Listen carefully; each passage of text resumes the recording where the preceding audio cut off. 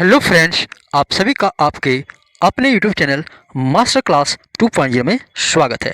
Friends, आज हम लोग क्लास 9 के गणित विषय के वीकली टेस्ट जो कि 25 नवंबर को होने वाले हैं, उसके बहुत ही ज़्यादा वेरी वेरी इम्पॉर्टेंट प्रश्नों को डिस्कस करने वाले हैं। तो चलिए वीडियो को स्टार्ट करते हैं। पहला प्रश्न है, एक समकोण त्रिभुज की ऊंचाई 12 सेंटीमीटर और आधार 4 सेंटीमीटर है तो त्रिभुज का क्षेत्रफल कितना होगा। तो फ्रेंड्स, एक समकोण त्रिभुज दिया हुआ है जिसका ऊंचाई जो है 12 सेंटीमीटर और आधार 4 सेंटीमीटर दिया हुआ है, तो हमें इसका क्षेत्रफल निकालना है। तो समकोण त्रिभुज का क्षेत्रफल क्या होता है फ्रेंड्स? हाफ इंटू आधार इंटू ऊंचाई। तो हाफ आधार कितना है फ्रेंड्स? 4। ऊंचाई कितना है? 12। 2 से इस 4 को 2 बार में काट दिए तो 12 टू जा कितना हो गया फ्रेंड्स?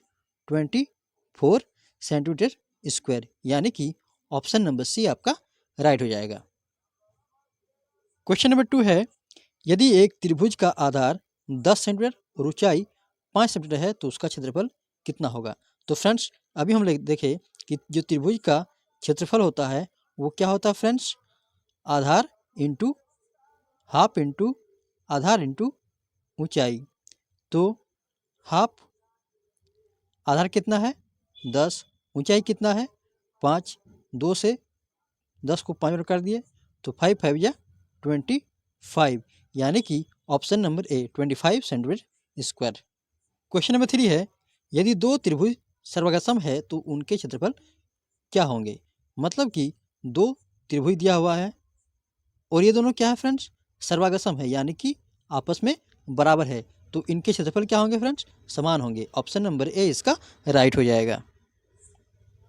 क्वेश्चन नंबर 4 है, त्रिभुज की माध्यिका त्रिभुज को दो सर्वागसम त्रिभुज में बांटते हैं, समकोण त्रिभुज में बांटते हैं, समान क्षेत्रफल वाले त्रिभुज में बांटते हैं, या इनमें से कोई नहीं। यानी कि एक त्रिभुज है जिनकी माध्यिका क्या करती फ्रेंड्स? त्रिभुज को दो समान क्षेत्रफल वाले भागों में बांटते हैं, यानी कि ऑप्शन नंबर सी आपका राइट हो जाएगा। समान क्षेत्रफल वाले त्रिभुजों में बांटते हैं। त्रिभुज ए बी सी में बी सी का मध्य बिंदु डी है। यदि area A B D 63 centimetre है तो ए डी सी किसके बराबर है। यानी कि फ्रेंड्स, एक त्रिभुज है जो क्या है? A B C. त्रिभुज ए बी सी जिसका मध्य बिंदु क्या है? डी है। इसका जो मध्य बिंदु डी है, इसमें बोल रहा है कि area of A B D, यानी कि जो ये ए बी डी है वो कितना दिया फ्रेंड्स? 63। तो पूछ रहा है कि ए डी सी किसके बराबर है। तो देखिए, जब कोई त्रिभुज की माध्यिका दो बराबर भागों में बांटती है तो दोनों का क्षेत्रफल आपस में क्या होता है फ्रेंड्स? बराबर होते हैं। यानी कि ए बी डी यदि 63 है तो ए डी सी भी कितना होगा? 63। ऑप्शन नंबर ए इसका राइट हो जाएगा।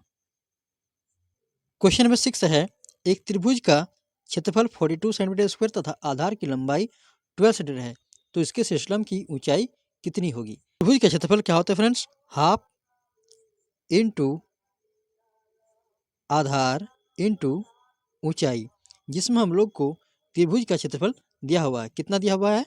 42 इक्वल टू हाफ इंटू आधार की लंबाई कितना दिया फ्रेंड्स? 12, और हम लोग शेषलंब को x मान लेते हैं। 2 6 या 12, 6 बार में कट गया। उसी प्रकार 6 और 42 को 7 बार में हम लोग काट सकते हैं। तो हम लोग का जो x आया, और x क्या है फ्रेंड्स? शेषलंब की ऊंचाई वो कितनी आई? 7 सेंटीमीटर। ऑप्शन नंबर सी इसका राइट हो जाएगा। क्वेश्चन नंबर 7 है, यदि एक त्रिभुज का क्षेत्रफल 250 मीटर स्क्वायर है और आधार और ऊंचाई क्रमशः 4:5 है तो ऊंचाई इसको ज्ञात करना है। तो फ्रेंड्स, आधार हम लोग का कितना दिया हुआ है? 4x दिया हुआ है, और ऊंचाई जो है 5x दिया हुआ है। हम लोग को क्या निकालना है? ऊंचाई, यानी कि 5x का वैल्यू निकालना है। तो त्रिभुज का क्षेत्रफल हम लोग जानते हैं फ्रेंड्स क्या होता है? Half into B into H. त्रिभुज का क्षेत्रफल कितना दिया हुआ फ्रेंड्स? 250 दिया हुआ है। हाफ इंटू बी कितना है फ्रेंड्स? 4x है, इंटू एच कितना है? 5x है। इस 2 को इस 4x के साथ 2 बार में काट दिए, यानी कि 2x इंटू 5x यानी कि 10x, यानी कि 250 इक्वल टू 10x स्क्वायर। 0 से 0 कैंसिल, एक्स स्क्वायर यानी कि 25। तो x बराबर कितना होगा फ्रेंड्स?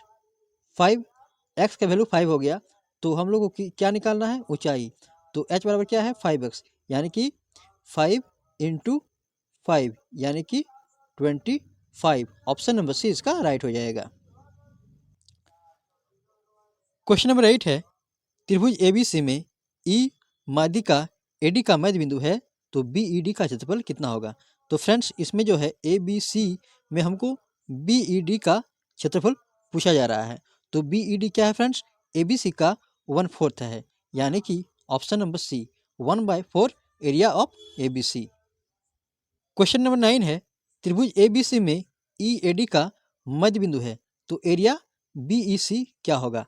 तो फ्रेंड देखिए ABC में हमको किसका पूछ रहा है? BEC का पूछा जा रहा है। तो BEC क्या है फ्रेंड्स? इसका 1/3 है, यानी कि ABC का 1/3 होगा। ऑप्शन नंबर बी इसका राइट हो जाएगा। तो फ्रेंड्स ये आपके कुछ वेरी वेरी इंपॉर्टेंट ऑब्जेक्टिव प्रश्न थे। यदि वीडियो आपको अच्छा लगा तो इसे लाइक, शेयर और सब्सक्राइब जरूर कीजिएगा। धन्यवाद।